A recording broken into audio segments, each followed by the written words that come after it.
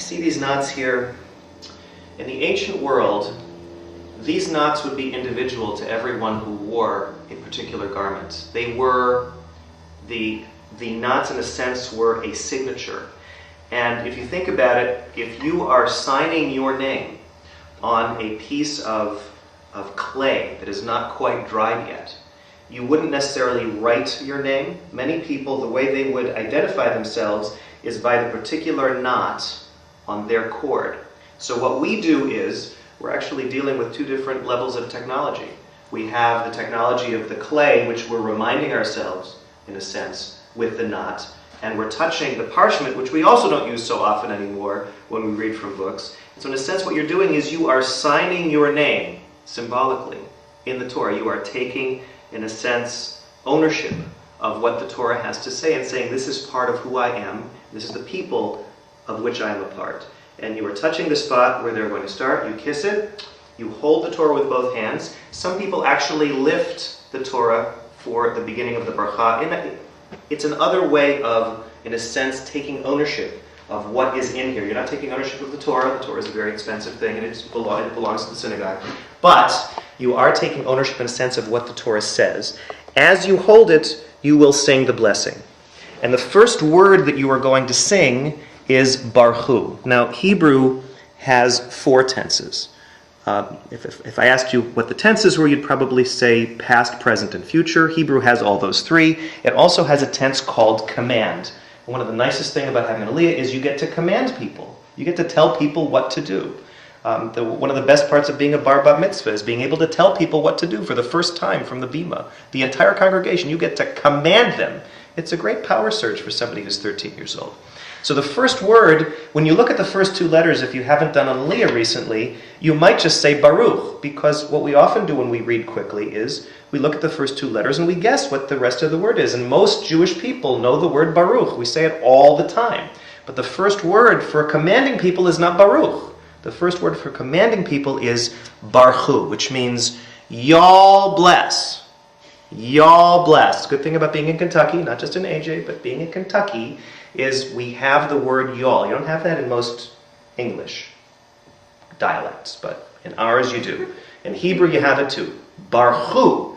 Baruch et Adonai hamvorach. Congregation is going to, they're so compliant. They will obey you. They will sing. They will bless God. Baruch Adonai hamvorach leolam va'ed. That's what they'll sing.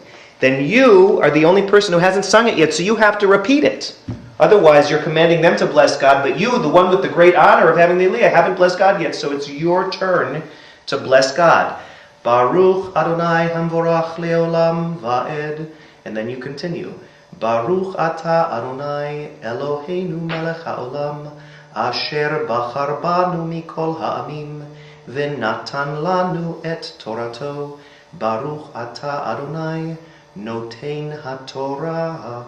And that's the blessing which says, thank you for choosing us to be your people among all the nations. And as part of that covenant, giving us this Torah, which is now going to be read from. Now remember, I said earlier that by being given the Aliyah in the ancient world, you would have been expected to read the Torah. Now again, at AJ, if somebody asks you if you want an Aliyah, they don't expect you to read from the Torah, unless they're feeling particularly humorous that day. But they're just joking.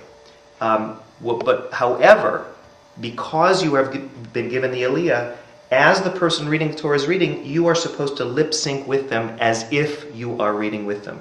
It doesn't matter if you don't know Hebrew. Okay, I mean, it would be nicer if you did, but it doesn't matter if you don't know Hebrew. What it means is that a millisecond after every word they say, you should mouth the words with them. Don't say it out loud because you could confuse them, and believe me, they're working very hard to memorize what this reading is supposed to be.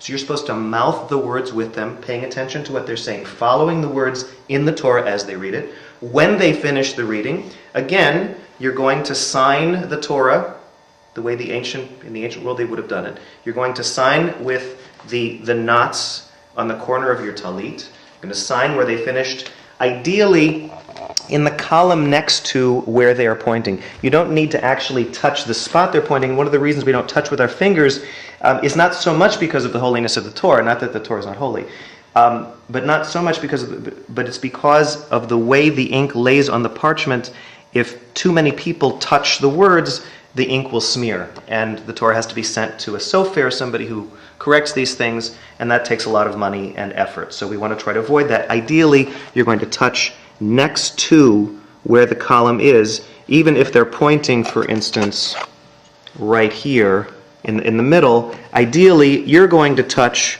next to it. You can touch right on it, but it's better to touch right next to it. Less likely that you're actually going to touch the letters in the Torah.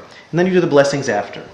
Baruch atah Adonai Eloheinu melech haolam asher natan lanu Torat emet v'chayei olam nata betochenu Baruch atah Adonai noten haTorah.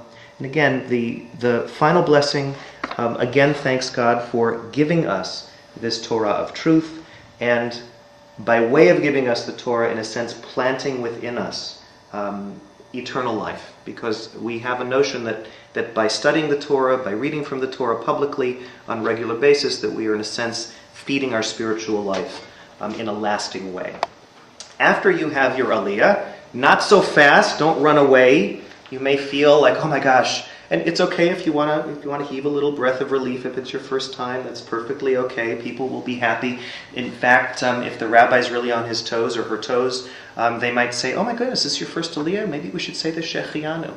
And we can talk about that another time, because we have a lot of these going on. But in any case, you may heave a sigh of relief. Thank the Torah reader for reading for you, for making it easy for you to have the Aliyah. If you'd like to, you can actually shake their hand and say Yishar Koach, which means, may you be strong, may you be strengthened by the good things you have done. And I'm sure they'll be quick on their feet, and they will say to you, Baruch Tiyeh, and you too should be blessed. Again, if you happen to be in a Sephardic shul and not ours, they have different words in terms of how they bless one another.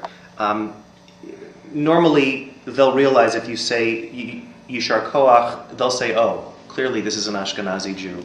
But the truth is, if they gave you an Aliyah anyway, well, they'll just have to deal with it somehow. If they're really nice, they'll teach you how to do it their way. But you'll have to go to the Sephardic Shul's website to find out about that. So in any case, after you do your Torah reading, you don't want to leave so soon. Okay? You, generally speaking, want to come up to the Torah, and this would be in any synagogue, you want to come up to the Torah in the quickest way you can. You want to get to the Torah as quickly as possible. You want to leave in the most circuitous route that you possibly can.